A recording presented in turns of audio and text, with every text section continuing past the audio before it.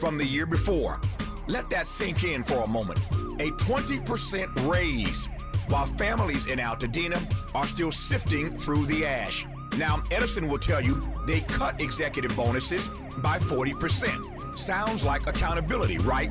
Wrong. 6 senior executives lost an estimated $2 million in bonuses. On the very same day, the company reported $4.5 billion in profit for 2025. $2 million out of $4.5 billion. That math ain't mathing. That's not a penalty. That's a rounding error. And here's the part that should really make your blood boil.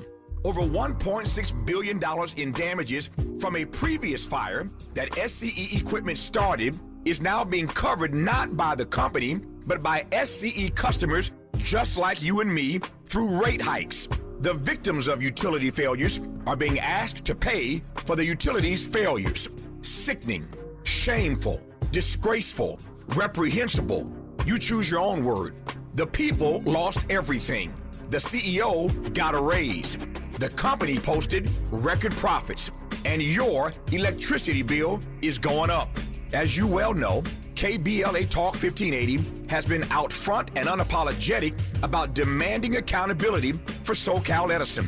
But this is far from accountability.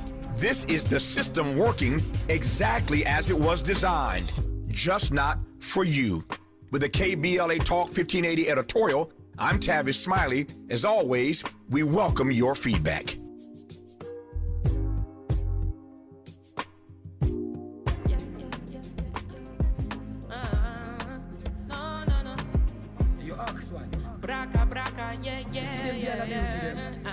Just touched down Morocco. Intimate vibe with the locals. Fine Billy, so she wanna take a photo. Wanna get a Birkin, just send me the toto. Living life like I just won the lotto. Outer space with my G's and solo. Living life, baby, that's the motto. Nabagamba the movie never Peter solo. Yeah. Hakuna Matata, c'est la vie ce soir. If you wanna make a bet, better put it on yourself. Protect your heart, maybe put it in a safe. Keep good memories and put them in a frame, yeah. Oh, my friends, them, I wanna see them every 10 days. Had my back even back then. Almighty Father, please cover them. Oh, everybody want the dollar sign, dollar sign, dollar sign, dollar sign, dollar. I just wanna see a gala wine, gala wine, gala wine, gala bend over. Yeah, yeah, so me for me.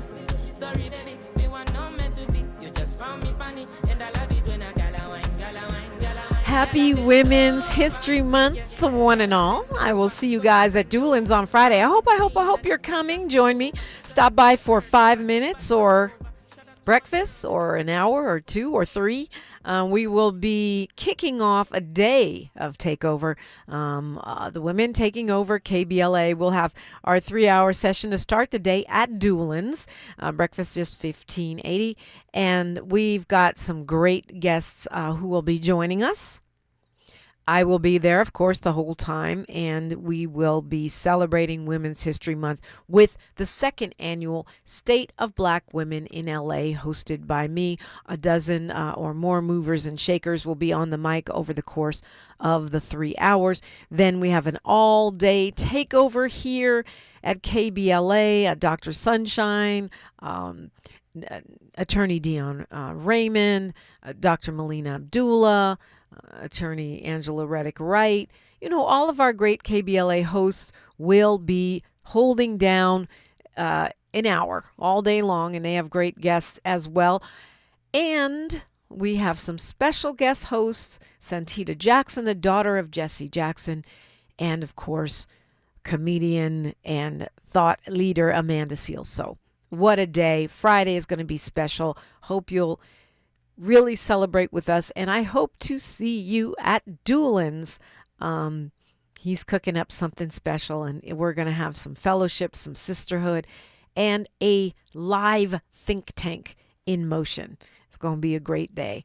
I am truly looking forward to it. I love when we get to go and broadcast in the community, and of course this time we'll be coming to you from Crenshaw, because that is Doolin's on Crenshaw. I know there's 3 of them, but this is the Crenshaw one we're talking about. Excited to welcome in a special guest who's got some expertise, which is right on target for the moment we're in. He was born in London, England, raised in Washington, D.C. He's got a degree in political science from the University of the District of Columbia, but he's a founding member of the Pan-African Liberation Organization in Washington, D.C. He's published articles in the Chicago Standard, Rastafarian Today, The Hilltop at Howard University, The Final Call, The Spectrum. He's also taught African history at Roots since 1990. He's an historical theater playwright for children, and he was the first U.S.-based activist in the African community to be recruited to the Zimbabwe-Cuba Friendship Association. He's got a lot of accomplishments. I want to get to the conversation with Obi Egbuna Jr. Welcome. Thank you. Honored to be back with you. Yes, it's lovely to have you on. I know you have got your head has got to be exploding right now as someone who has worked inside of Zimbabwe, worked with Cuba. To see what is happening with the foreign policy of this current administration. And I really want to start with Cuba because it's just hurting my heart right now what the United States is doing to Cuba. I mean, we can have a list. We can go down African nations. We can talk about Venezuela. But let's start with Cuba. Sure. Okay. Well, to be honest with you, and I know someone of your caliber can relate to this, I would just rather focus on the work we're doing to combat what's going on, which is what you're supposed to do in solidarity, as opposed to just giving a laundry list of atrocities. Yeah. If that's okay. But of course, it's great. I'm always here for solutions, for focusing on what we want, not what we don't want. But I also think it's important that we know, too, that Cuba's in the dark, that their hospitals don't have power, that this is caused by the United States. And one of the reasons I say that is because I think that as activists, especially those of us who look up to Assata Shakur, for example, who Cuba gave safe harbor to for decades, that this does concern us. No, there's no doubt about it. And what a segue you just gave me, sister. The first thing I wanted to mention is we have an album of music and poetry coming out African Liberation Day weekend in honor of Assata Shakur and Pauline Lumumba. And the objective of the album, it's part of a project that we launched last July to begin to intensify our support for Cuba's medical work on the African continent. They have 4,000 doctors on the African continent strategically dispersed in different places, and their first medical delegation to Mother Africa was in Algeria in 1962. Wow. So, last year my nephew, my play nephew, Dr. Abeku Dada, who's a graduate of the Latin American School of Medicine, him and some other graduates of that program started an organization called the International Medical Society. And they did their first mission, Sister Dominique and listeners, last year in Guinea-Bissau. They were there for 30 days with the Henry Reed Medical Brigade. And we did a program in February showcasing their work, and it is absolutely breathtaking. So we're targeting a few nations that we want to begin to work hands-on with. So that would be Guinea-Bissau, that would be Guinea, that would be Zimbabwe, that would be Ghana, that would be Sierra Leone, Liberia, Eritrea, and Nigeria, so that we can begin to provide that alternative. This is at a time where where George W. Bush has a born-again humanitarian, or that's what they'd like to have you believe. And his foundation claims to have tested more women on the African continent for breast and cervical cancer than any other U.S.-based foundation. With the collapse of the United States Agency for International Development, which we know was an intelligence agency in disguise, this is with with more people learning that the Red Cross, up until the 1950s, didn't even accept African blood. What we are doing is, until the 50s, I believe it was, this is a perfect vehicle for Africans in the United States and throughout the diaspora to support a hands-on project to work with Cuban doctors on the African continent to combat all the medical obstacles that we face. And with the Cuban doctors being shown the door in Jamaica, Guyana, and Honduras, we're proud to say this morning, not one African nation has abandoned them based on the intimidation of this particular administration diplomatically. Yeah, that's incredible. I hope that can hold. We see that this administration is pressuring nations like Jamaica, Honduras, places that desperately need doctors, to expel Cuban doctors and to punish Cuba somehow, and then sign these medical deals to get their aid back or get some kind of aid that require them to give up their minerals and other natural resources, which is really extortion, isn't it? Look at it. Let's use the words of President Obama at his first inauguration. He said, the might of our military must be matched by the strength of our diplomacy. So the blockade against Cuba is diplomatic terrorism. And for people in the United States, as you so brilliantly articulated, look at it this way. A war on Cuba is a war on autism. Cuba has the most advanced autism program in the world. A war on Cuba is a war on diabetes. Cuba now has a treatment that prevents the amputation of feet that the FDA is clinically testing at this moment. We know people learn more about Cuba's medical work during the corona pandemic when they sent 57 brigades to 40 nations. Those of you who've been paying attention to Cuba a long time, and thank you for mentioning Venezuela, and thank you so much for interviewing our sister, Flavia Marquez, who we're going to be with at Montgomery College in about 45 minutes. Cuba and Venezuela collaborated on a program called Operation Project Miracle, which was aimed at eradicating glaucoma in the Americas. And hundreds and thousands of people had their eyesight restored. Those of you who were paying attention to HIV/AIDS work know that Comandante Fidel Castro offered to send 4,000 of their best HIV/AIDS workers to Africa, and they would have remained in Africa till HIV/AIDS was eradicated, which is the equivalent of their offer to the United States during Hurricane Katrina, where they offered to send 1,500 environmental disaster specialists, doctors who function in that capacity, like you saw them do in the 1980s during the Chernobyl disaster, like you saw them do in Pakistan. So this is something, and we've seen them do in Haiti at least on 7 different occasions in the last 25 years, understanding Haiti's vulnerability to natural disasters. So their work in the field of medicine. So for those of you who, your point of reference is the National Medical Association being established in 1896. If your point of reference is Daniel Hale Williams not only performing open heart surgery, but building Provident Hospital in Chicago. If your point of reference is the sociological study of Dr. Du Bois, the physique and health of the Negro American in 1904, this is your fight. And as a matter of fact, I know he has a connection to this station. While I'm working on an open letter to the great Stevie Wonder, asking him to take some people in our community who had lost their eyesight to Cuba to have that treatment performed on them as an act of protest. We're working on that right now. I think his connection to the station is me. He owns a different station. And he's friends with me and Tavis, and I worked for him for almost 20 years, but no direct one to this station, but certainly would be interested in helping make that connection if you're trying to do so.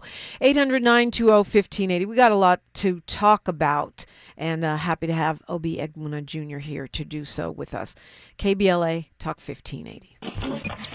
Thanks for starting your morning off with a voice that speaks truth to power and the powerless, getting to the heart of what matters most in our community. This is where authentic conversation meets real action. From breaking news and politics to culture and community solutions.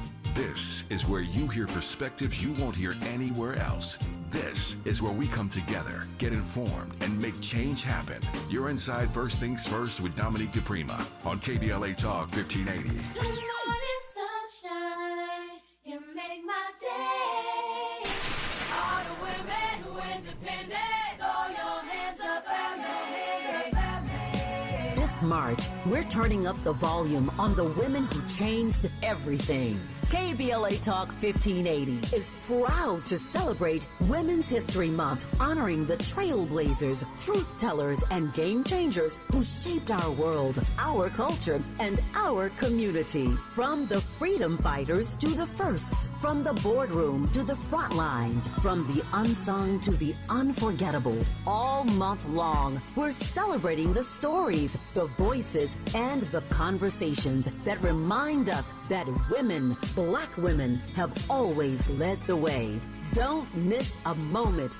This is our moment. This is our story. Stay tuned to KBLA Talk 1580, Los Angeles' home for the conversations that matter. I'm your girl, you're my girl, we're your girls. Won't you know that we love you? Did you know about 1 in 3 people with plaque psoriasis may also develop psoriatic arthritis, which causes joint pain, stiffness, and swelling? Does this sound like you? Listen to what it sounds like to be a million miles away. Tremfya guselkumab, taken by injection, is a prescription medicine for adults with moderate to severe plaque psoriasis who may benefit from taking injections or pills or phototherapy, and for adults with active psoriatic arthritis. Serious allergic reactions and increased risk of infections and liver problems may occur. Before treatment, your doctor should check you for infections and tuberculosis. Tell your doctor if you have an infection, flu-like symptoms, or if you need a vaccine. Imagine being a million miles away. Explore what's possible. Ask your doctor about Tremfya. Visit tremfya.com or call 1-800-526-7736.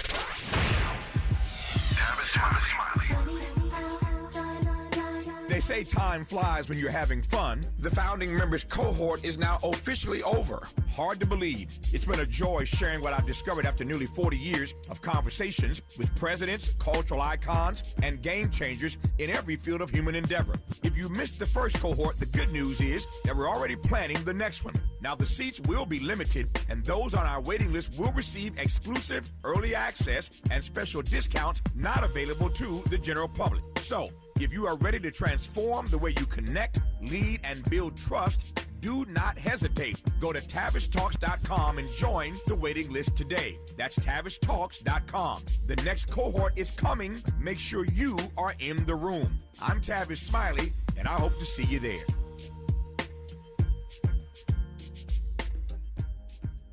The conversation continues right now with Dominique DePrima on First Things First.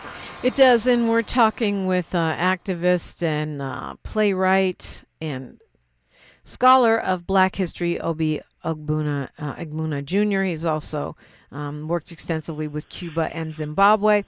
Talking about, the work that Cuban doctors are doing all over the world, and some of that work continuing, which I love to hear.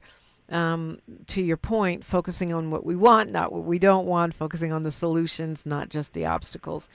It sounds like you feel that the Cuban doctors will continue to be able to do their work in Africa, even with the conditions that they face. Yeah, they're 100% committed, and I think that, and we're so blessed to have outlets like this because this is what they face. As you know, Dominique, they've been terrorist attacks on the embassy. Someone shot into the embassy a few years ago in Washington, D.C. Someone shot into their embassy in Puerto Rico and shot into their mission at the United Nations. So this is what I'm saying. If we went in atrocity for atrocity for atrocities, you could get our sisters and brothers in the Caribbean that would talk about the airliner that went down in Barbados. I mean, there are just so many things. That's why it's so important to folks. We learned from what happened to Osagyefo Dr. Kwame Nkrumah when the CIA overthrew him. They used to tell everybody he had this utopian view of a unified socialist Africa, but he was negligent in the affairs of Ghana, only to find out after the coup d'etat, he established 68 factories in 9 years.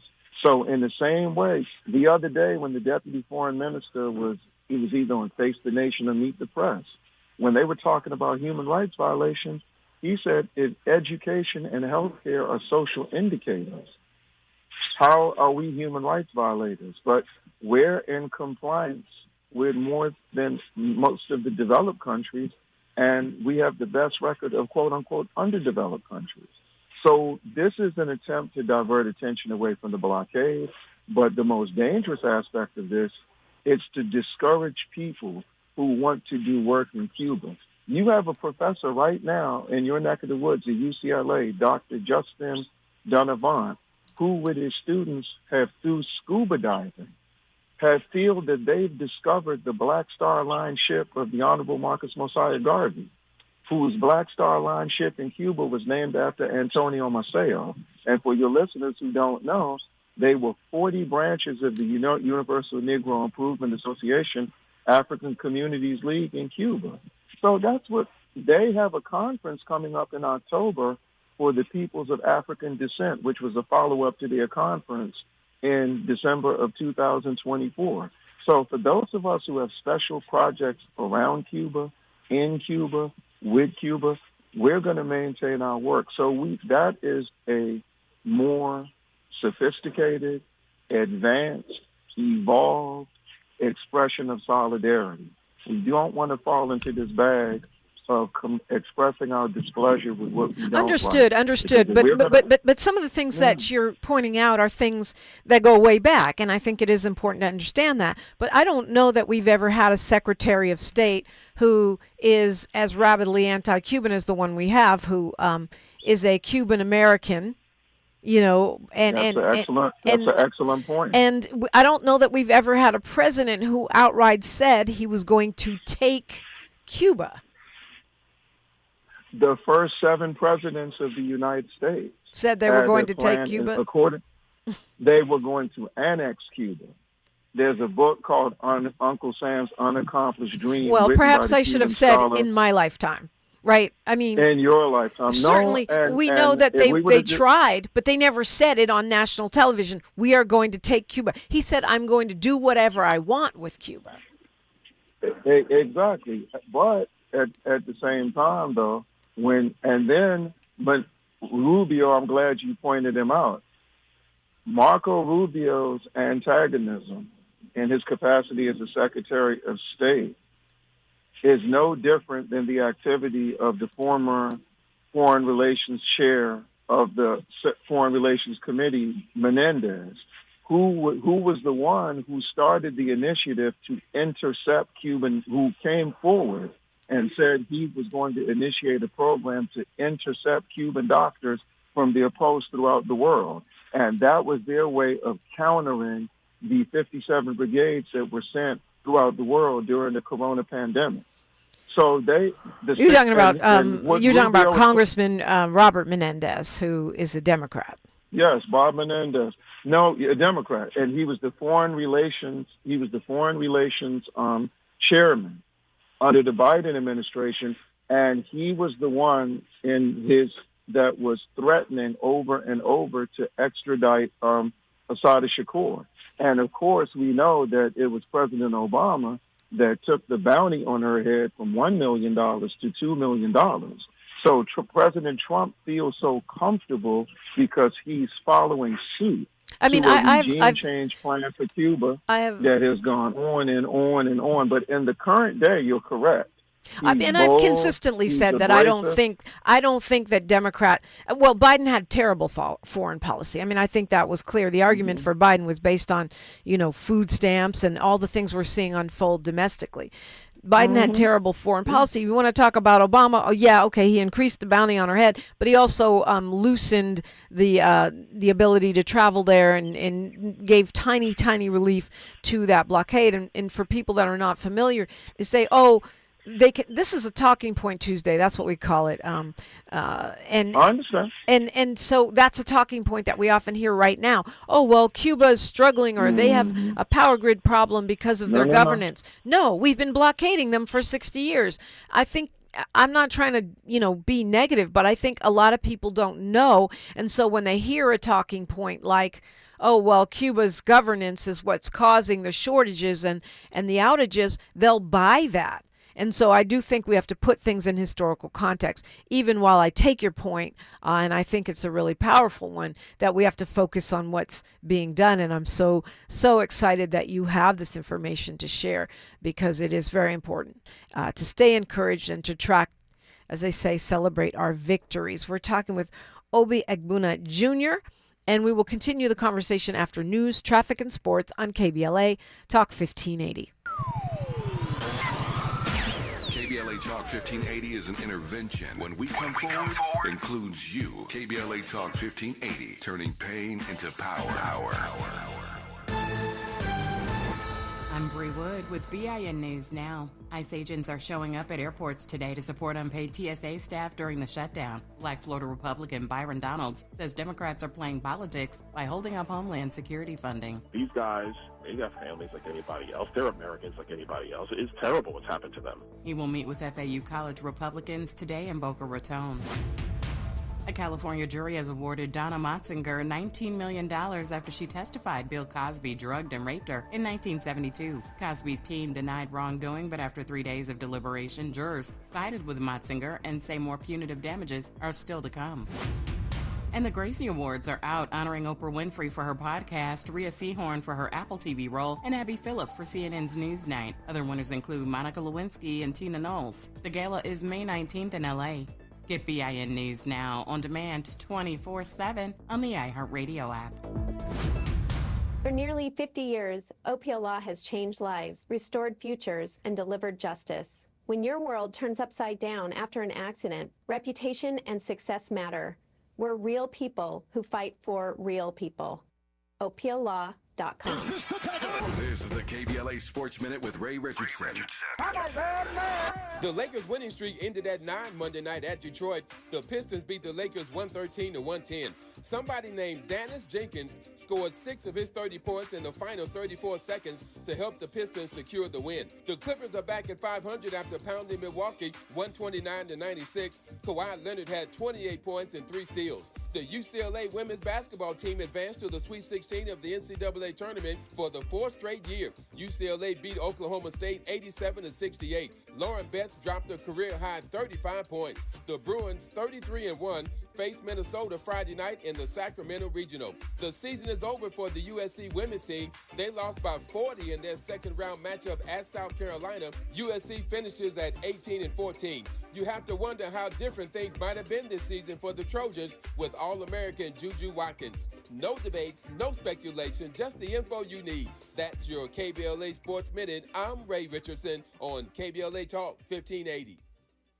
Roger and Tracy saved over $18,400. Cynthia was recovering from a family tragedy and saved over $10,300. If you are drowning in debt, then call Debt Blue. Debt Blue is a professional debt negotiation firm with over 20 years of experience helping people pay back a fraction of what they owe. Learn how to cut your debt up to half or maybe more. Be debt-free in 24 to 48 months, even with bad credit. With an A+ rating from the BBB, you can rest easy knowing Debt Blue is going to deliver guaranteed debt reduction. Debt Blue offers a success guarantee. You pay nothing unless your debt is reduced or completely resolved. That's right. You save money or it's free. Call now for significant debt relief and a free consultation. 800-200-8879. That's 800-200-8879. You don't have to declare bankruptcy. This program works if you owe $10,000, $20,000, or even $100,000 in debt. Call for your free consultation today.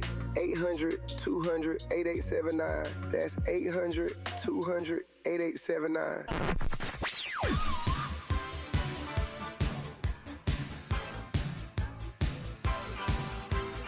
This is KBLA Talk 1580. Talk Radio. that's music to your ears. We're unapologetically progressive. KBLA Talk 1580.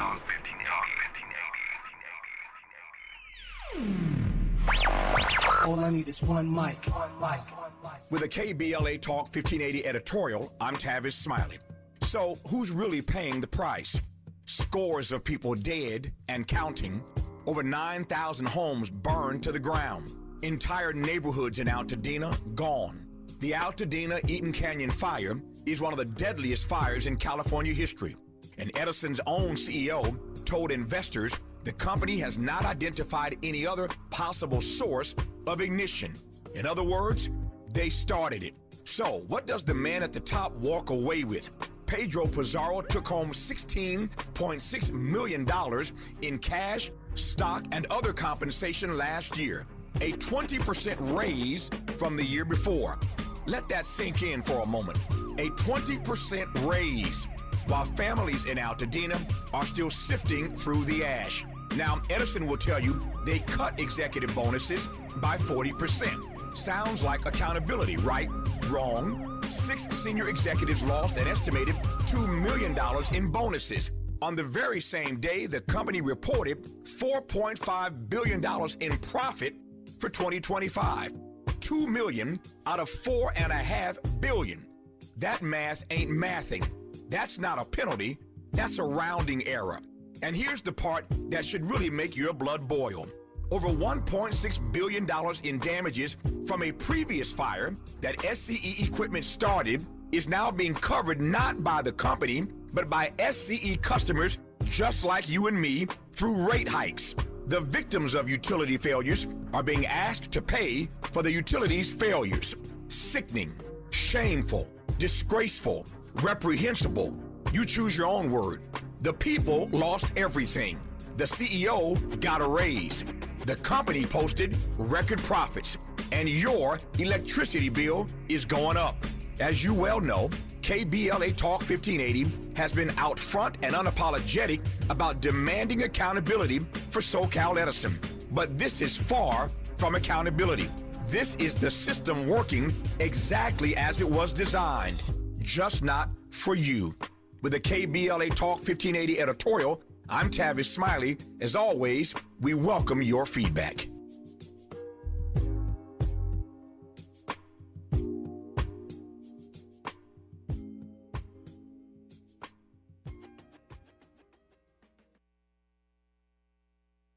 Yeah, y'all, come on. Pick up the drum. At KBLA Talk 1580, we fight the power every day. Yeah, gotta give us what we want.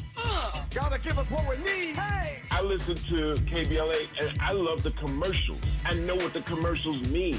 I also, if I'm looking and trying to figure something out, I need something to talk to me that might hit me. And it happens on TV because, you know, every time they show a sporting event, they got the pharmaceutical companies back to back telling people how to fix the sickness on the same stuff that they sell them. So we get it. Yep, we get it too, Chuck D. And that's why at KBLA Talk 1580, we don't black down. Drop it. Our freedom of speech is freedom of death. We got to fight the powers that be. Fight the power. Fight the power. We're not for everybody, but we're for everybody. You're listening to KBLA Talk 1580. We got so much to cover. I could talk to this man for 3-4 hours and not get to all the topics, but I'm doing the best I can today. The conversation with Obi Egbuna Jr. He is a political scientist, an activist, a Pan-Africanist, and an artist, all of those things. You mentioned it in reference to USAID. I just want to circle really quickly back to that. You mentioned that you consider it to be a covert operation or an arm of the intelligence agency. What and yet we know that, you know, for example, in Africa, many relied on that aid money for AIDS medication, for example. So what would be a better way for that to move forward? Let's say we were to reconstitute a USAID, which I don't see happening under this current administration. Yeah. What would be a better way for that to exist? I think we're all about churches, our fraternities, our sororities, our business organizations, our civic organizations, get behind supporting Cuba's medical work on the African continent, because that has a couple of dimensions to it. Not only will we help them be able to maintain their excellent work, but we'll understand the gravity of their work. Their work is twofold. Not only do they treat the sick in various places, but as soon as they come into an area, they go to the medical schools and they ask what students are going to remain in their countries regardless of the political and economic hardships. And when they identify themselves, they begin to train them. And the reason they have to do this is because Comandante Fidel Castro wanted to build a medical school on the African continent as what he felt was a debt that the world owed to Africa. So in addition to the thousands of students that go to the Latin American School of Medical Science, that's still not enough. They want to train the next few generations of doctors. In the same way, Sister Dominique, since they've been offering scholarships to our people in the United States, which has been for 26 years, they wanted to offer 500 scholarships a year, and only 240 of students have graduated from that school.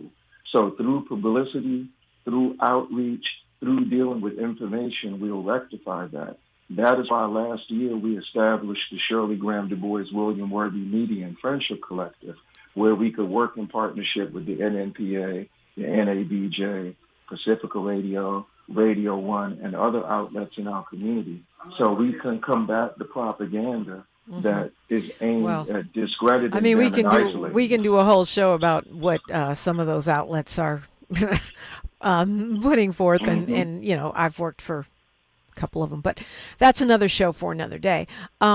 We here, you know, I think that that's going to be helpful, what you're talking about, but it's not going to replace the scale of billions being invested in AIDS medication, church collection. I don't see that. I'm not saying that means USAID has to come back in its old format, but I think we're talking about scale. And also the continued existence of a Cuba to have Cuban doctors.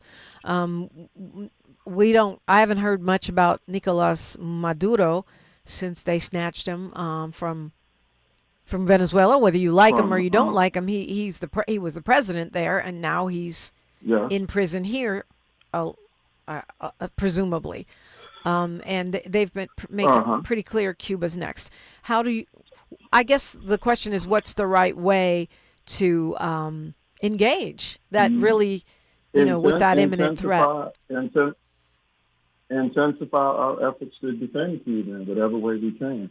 They have been outpours of delegations that are coming in, providing solidarity. And they are the recipients of the solidarity that they've always given out. We know that they fought with us shoulder to shoulder in Angola for 14 years.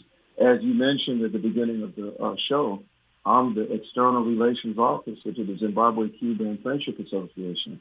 Between 1986 and 1996, Zimbabwe sent 3,000 teachers to Cuba, to the Isle of Youth, for academic training. And that is the reason today that Zimbabwe has a 97% literacy rate. So it's time for us to return the favor. All the projects that we have promised that we will do with Cuba, we need to do them. We need to dedicate ourselves to those. We have been consistently inconsistent, collectively speaking. Because of the most lopsided vote in diplomatic history is the vote against the blockade of the United Nations. The only two nations that are in favor of this blockade are the United States and the real nation's capital, the Zionist state of Israel. And we also want to commend Cuba for giving 200 Palestinian medical student scholarships just last numerical year. So that shows you where they are on the world stage. So many people have gone to Cuba, met with their government, met with their ministries, promised to do X, Y, and Z, and came back here and did not adequately follow up. The missing ingredient is intense militant solidarity within the borders of the United States. And that's the only thing missing. You got to forgive me. I'm keeping the pace here because I want to cover these topics, and we're working with the clock. Sure. You do. You do productions. You get it. So when we talk about aiding Cuba, we've had at least, you said there's a number of ships that have helped. I've only heard of a couple. One aid boat arrived, I think, yesterday. Is that helpful? Is that making a difference in your opinion? It will make a difference because we must match the resolve of the people. And there are so many examples to look at. When Elian Gonzalez was kidnapped, the world rallied. If people just pay attention to how they've always weathered the storm, we have something to go by. But the most important thing is the activity within the borders of the United States. A few years ago, over 300 resolutions from local city councils were passed calling for normalized relations with Cuba. No other country has ever received that type of support from the electoral sector. The World Conference of Mayors did a resolution. The National Conference of Black State Legislators wrote a letter in support of them. So everything that people can do, they have to do it, and they just have to follow up on it. They are schools here who have wanted cultural exchange programs with them. You have to go ahead and deliver those programs. Let projects come out of those programs. We have a program and plan now with children in Brandywine and Upper Marlboro, Maryland, which is the agricultural hub of the state of Maryland. We're going to do an agricultural project with them where we're going to have a children's agro expo because both President Diaz-Canel and President Maduro of Venezuela talked about a commitment to agriculture, which complements Ibrahim Traore's push for agricultural development, making it compulsory in schools in Burkina Faso, Mali, and Niger because of the Sahel Alliance. So it is those type of projects. Then, of course, what we do in journalism, what we do in the political sector, the churches who have made, there's been a memorandum of understanding between the National Council of Churches and the Cuban Council of Churches for many years now. There's a Martin Luther King Center in Cuba that was set up to accommodate the churches. Let all our churches begin to go down there. There are caravans that come out of the U.S. at least a couple of times a year that have had a lot of metric aid, that have had computers. Whatever people have been doing that they've been able to maintain, they just have to do it. And what we're seeing is the difference between delegations that make splashes and delegations that make waves and breakthroughs. The album I told you about earlier, it's a follow-up to a 3-album project that we had the honor of doing with M1 from the internationally acclaimed hip-hop group Dead Prayers. We did 3 albums of music, 100 songs, multi-genre, cross-generational. So if people just stick to their guns, do their work, intensify their work, I think we'll be able to match the resolve of the people and overcome the fascist aggression of this administration and any other administration who dares to walk this genocidal path. The Trump administration has made it clear that what they're doing, the bombing of boats that they claim they claim are drug cartel boats, is just the beginning. The Assistant Secretary of War for Homeland Defense and Security Affairs, Joseph Umir, saying that many more strikes in Latin America are planned. That they, the president, as I mentioned, has said that he's planning to annex Cuba and that they're next. Of course, he's also said domestic activists are next, so I don't know which next is really next. But it sounds like what they're calling, according to The Intercept, Operation Total Extermination means basically annexing the entire Western Hemisphere. I have Carl, somebody, I think it's Carl in the chat. Yeah, Carl asking me whether Cuba has a military. And of course, if you were, tracking what happened in Venezuela, you know that it was Cuban military officers that were guarding President Maduro, many of whom were killed in that operation.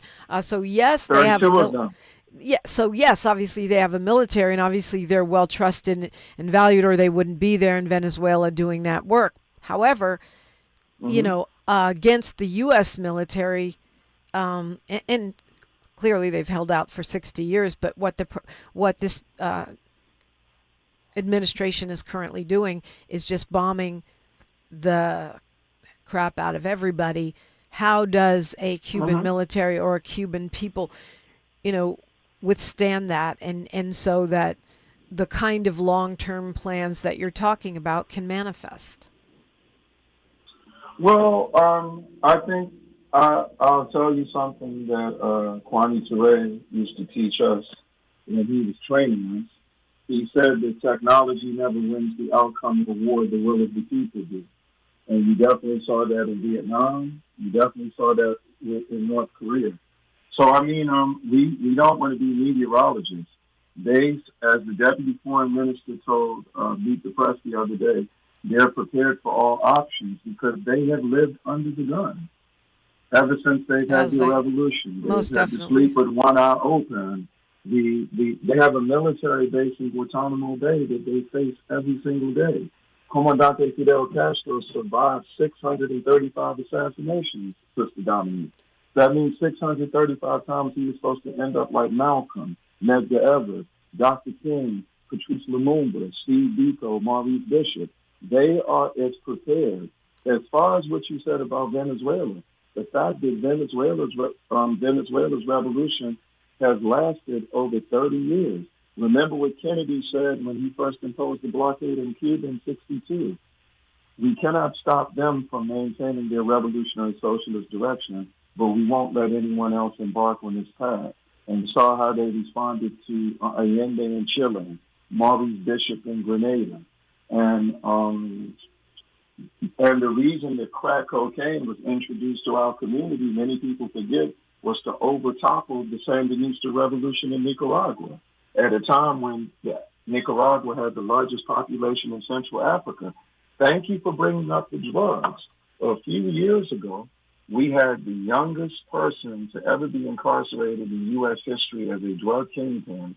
We had him and his co-defendant next to Freeway Ricky Ross, next to the Nicaraguan ambassador to the United States at the time, next to Flavia, who you had on your show, next to Africans in Honduras, Mexico, and Colombia. This is going to force African people who deal with violence intervention in this country, gun prevention in this country, to merge with a movement to stop the United States. We must disarm imperialism.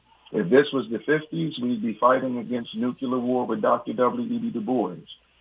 The George Floyd protests, we talked about defunding the police. Now we must de-weaponize the police, which means not only de-weaponizing police in local areas, national areas, but de-weaponizing the United States military. And if we can have a movement with that can be sustained with that type of fervor, with that type of tenacity, we can match the solidarity of people who are defending their territorial integrity, like Cuba, like Venezuela, like Zimbabwe, like Eritrea, like Burkina Faso. So we're ready for the challenge because one of the most beautiful characteristics of history is the challenges that it imposes. When you talk about Zimbabwe, I think that's a really interesting example of resistance. I was in Zimbabwe. I loved it. I didn't expect to love it, but I did love it. And and it's hard to get there when you're in Africa because the Western countries are still blockading it, sanctioning it. You have to fly an African regional airline to get in there. It is causing suffering, just as it's caused suffering in Cuba. The blockades, the sanctions. Speaking of talking points, on a Talking Point Tuesday, the Western press said, "Well, Venezuela's oil is run down, and they have these economic problems because of their governance," but don't mention the fact that we're blockading and sanctioning these nations. How are you currently, or how can people currently get behind Zimbabwe and the people there? Academic and educational exchanges, healthcare work, church work, cultural work, artistic work. And as a matter of fact, Zimbabwe's government just introduced a case for reparations dealing with colonialism. So all the reparation, I spoke with some. Well, is that part? Is that part of the Ghana initiative as well, or is that separate? This was actually no, it's not. But they can be all merged together. And it's funny that you say that because way back in 1979, when the Lancaster House negotiations began, when ZANU-PF and ZAPU, the two liberation movements that defeated the second most powerful colonial army ever assembled in Africa, one of the discussion points, Jesse Helms intercepted Bishop Abel Muzariwa from the talks, brought him to D.C., put him in a room, Dominique and listeners, with the leadership of Philip Morris Tobacco Company and R.J. Reynolds. And they told him that if he was willing to surrender the tobacco industry to them, they would help propel him to power. So they've been targeting the tobacco industry in Zimbabwe. That's one of the motivations for regime change. Also, Sir Richard Branson and Virgin Airlines, who was financing that elders group that included Jimmy Carter, Madiba Nelson Mandela, Kofi Annan, who tried to force their way into Zimbabwe, he's been wanting to take over the tourism industry in Zimbabwe. And it even gets better. John Kerry's wife, her name is not Teresa Hines Kerry. Her real name is Maria Simoes Figueroa. She's Portuguese, and she was tied to the Portuguese colonial authority that ruled Mozambique. And she hated President Mugabe because after Zimbabwe became independent, they had to deploy 50,000 troops to go back into Mozambique to help Samora Machel and Frelimo defeat the CIA-trained mercenaries called UNITA. That's the other thing we have to do. We have to expose for our children so they don't join the FBI, don't join the CIA, don't join the military because they'll see who they're targeting. And as a matter of fact, I can't leave without saying this. When Cuba was fighting with us in Angola, the great civil rights icon to so many, Bayard Rustin, he supported UNITA, the CIA mercenary trained units. And when people said, how could you? Do you know what he said? I'm supporting CIA mercenaries to stop Cuba's rising influence in Southern Africa. And that is right there in the neighborhood of Thurgood Marshall turning over a dossier on Robert Williams to the New York office of the FBI. So I'm just saying that as long as we don't have people in our community working with regime change efforts and we're able to continue to educate our people, to organize our people, to get our people to go and see what's going on in these places for themselves so they can develop hands-on projects, this is the way we will resist and overcome the aggression of United States imperialism, because the world isn't big enough for both of us. That's what this basically comes down to. I mean, the world is big enough for everybody if people stop being so greedy.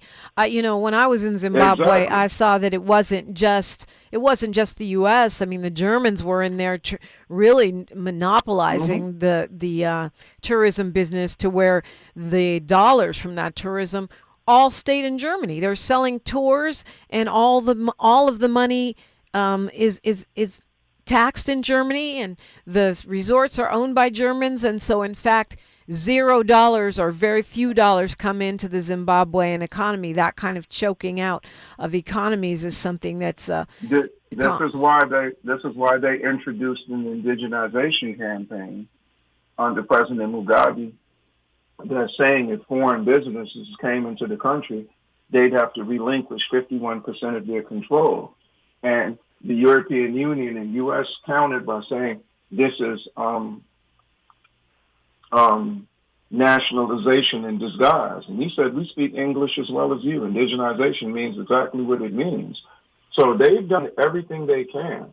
When your applications to Global Fund are blocked 4 times in 1 decade, under Tommy Thompson and Richard Feacham, Zimbabwe's applications to Global Fund to get resources to deal with HIV/AIDS were blocked.